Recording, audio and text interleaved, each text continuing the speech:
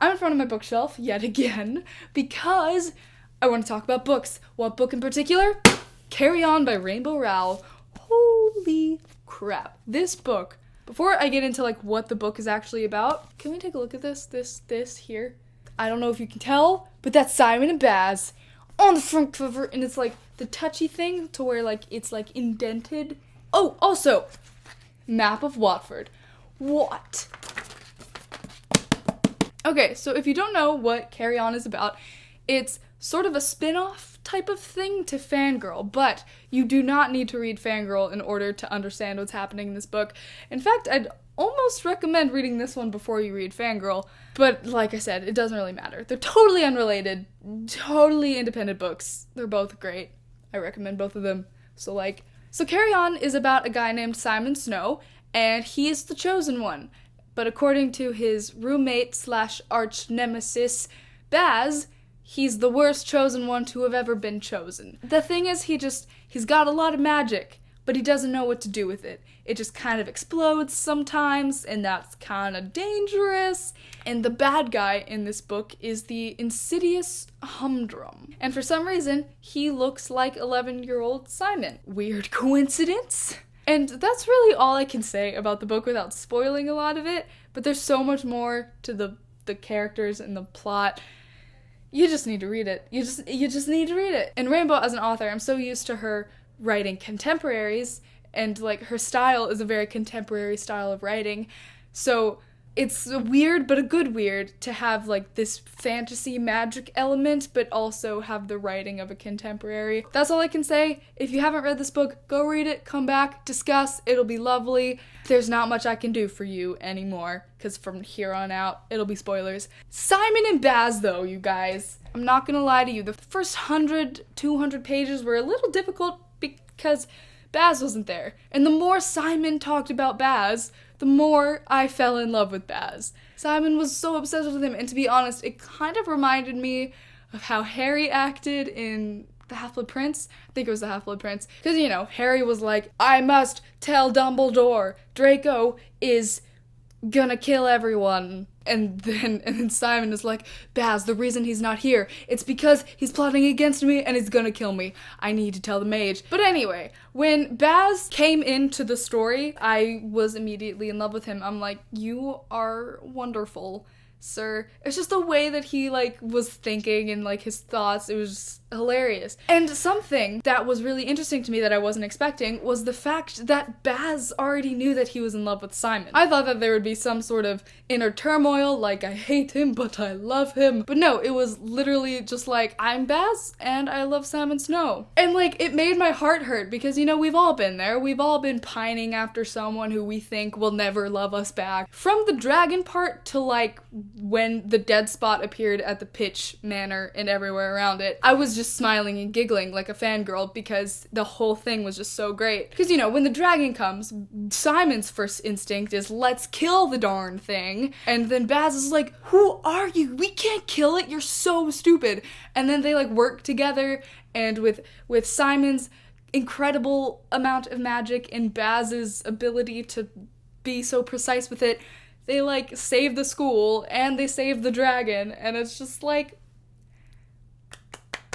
And then later we find out that Baz is, like, the only one that can handle Simon's magic like that, and then they do the Twinkle Twinkle Little Star, and Baz is literally drunk on Simon's magic. He giggles. Baz giggles. Baz giggles. That's important to me. And then Christmas comes along, and Baz is like, hey, wanna come to my house for you know, the Christmas break and stuff, you know, to, like, help avenge my mom and whatnot. And Simon is like, I might as well just, like, stab myself, because, like, that's gonna happen with your family. You're crazy. But the thing is, he ends up going anyway. The minute that he finds out anything about Nicodemus, he doesn't call Penny, he doesn't call Baz even, he just jumps on a train and goes to the Pitch House. And of course Simon ends up staying, and of course he has to sleep in Baz's room because anywhere else freaks him out, and of course he can only fall asleep while listening to Baz breathing because it's the most familiar thing in the house, and I just... And then they go to the vampires, and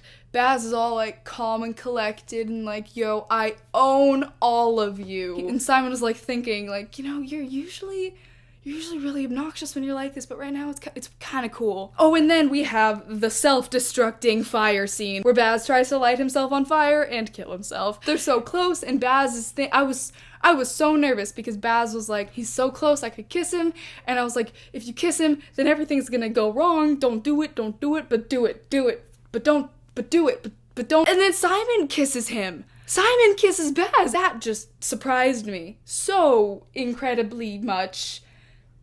Sentences work for me. Because the whole time, it was all Baz being, I'm in love with Simon. But we never saw Simon be like, I'm in love with Baz. I literally reread that chapter 7 times, at least, because the way it was written was so good. It was Baz's point of view, then Simon's, then Baz's, and Simon's. And they were so short, and it was just like a stream of consciousness, like going back and forth. It was so interesting and so great, and I loved it. And then they're back at the house, and Agatha and Penny come to, like, regroup, and Simon leaves with them. I was like, I should have expected this. This happens in every book.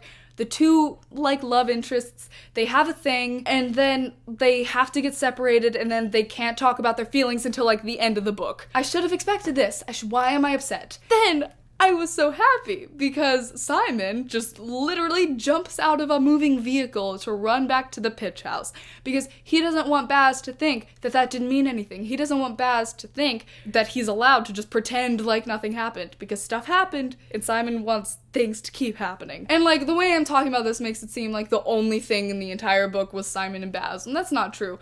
So many other characters were so great. The Mage, I was always sort of iffy about him because we never really got to see the whole Simon and Mage relationship.